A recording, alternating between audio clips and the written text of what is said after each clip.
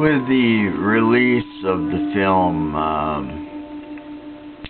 Milk, with Sean Penn in it, I started reflecting back on my life in the GLBT community.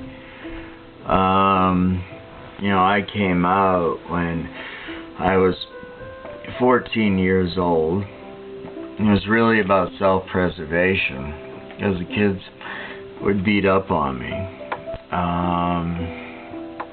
I had a friend in childhood who was about 13 or 14 years old, and he committed suicide. His parents brought him to one of these pulpit vulture pastors who performed some sort of exorcism on him, which was really, a demon's not going to be affected by sleep deprivation, only a human being. And they just did things which now are considered torture, with the sleep deprivation, food deprivation, playing things loudly, these kind of aversion therapies.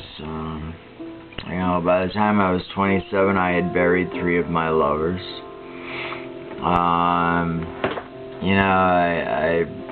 I wondered why the universe was attacking me so, but the fact is that all 3 of them were greatly affected by their sexuality.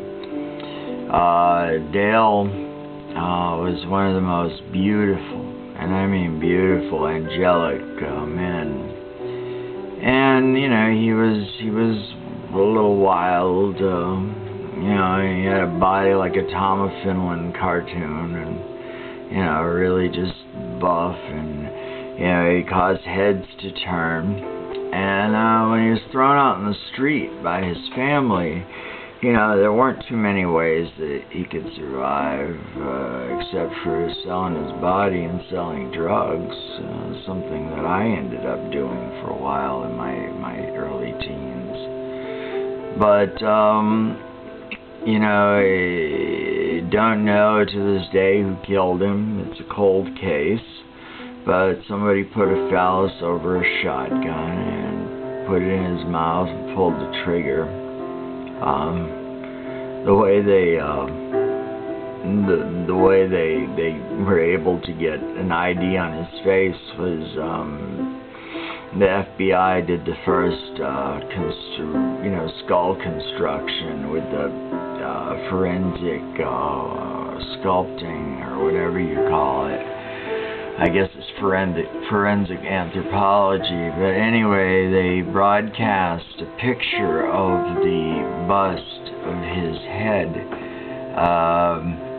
on TV, and people recognized him. I didn't see that broadcast until later, but I was handed a pamphlet one day that said, "Who's killing the gay men of Boston?" And there was like a 2 or 3 year period where between 20 and 30 were killed. A lot of the homicides were under suspicious circumstances. It doesn't seem like the police really have much of an interest in solving the case.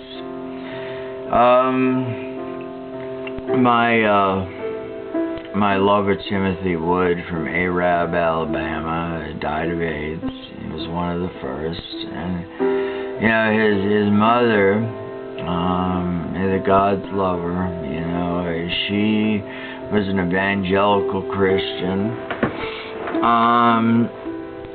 I had at that point in my relationship with Tim, when I just couldn't take it anymore. He was going to the baths a lot, and I felt like I had to compete with all these men. And of course, I didn't know in those days that sex could be an addiction. But Tim got the virus. Before I left him, I found him a lover. Fortunately, David, did not get the disease. But I was with Tim at the very end. the last day, last minute. And earlier in the afternoon, he wanted me to get him a Pepsi. He was overheating, and I went down and, got him when I came back, and I went to hold the can to his mouth, and he touched me, and I could feel how hot his hand was, and he was burning up, and we had to give him a sponge bath to take care of his overheating.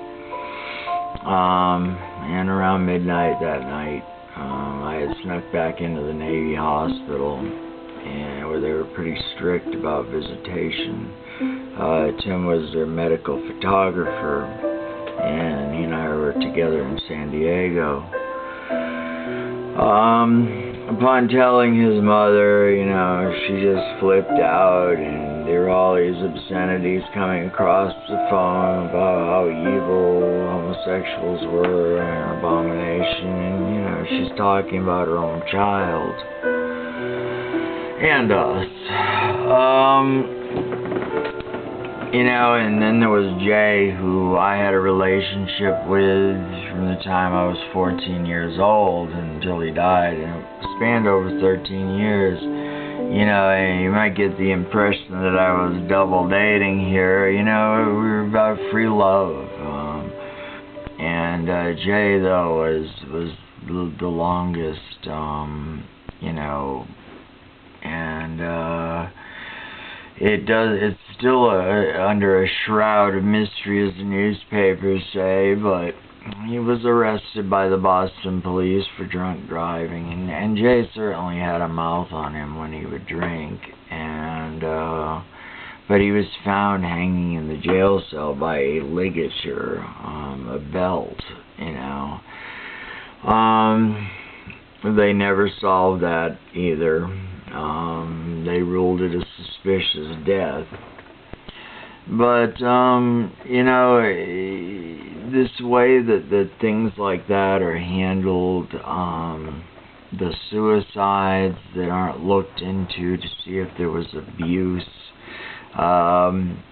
things like that are very commonplace when one is dealing with the gay community, and it's really sad. So, do I think that gay marriage is important? Yes. The more the gay people assimilate into the society, the more that transgender are accepted, the more that lesbians are not feared. Men seem to be really intimidated by that. Or they get really hot over it, which is, kind of shallow. But it is a fact of life that people in the gay, lesbian, and transgender community do still suffer, and there are forms of prejudice that are perfectly acceptable. The words are masked in a centrist language. You have angry idiots like Rush Limbaugh and Bill O'Reilly out there, and Ann Coulter, who can let out things that are not right, that are not acceptable, and they hurt a lot of people by this. No, society needs to change the way that it treats people who are different from the status quo, from the so-called norm. And we need to wake up. If prejudice is allowed any footing whatsoever in our lives, it is only a matter of time before other groups and other people who are different from us are persecuted, oppressed, and in some cases killed. So I hope that on this 40th anniversary of Stonewall, people will be reflecting on the good that the gay community has brought us, but also to reflect on those who have lost their lives because they are different from other people. My name is Hughes Lundberg. I am the Fairy King. Thank you for listening.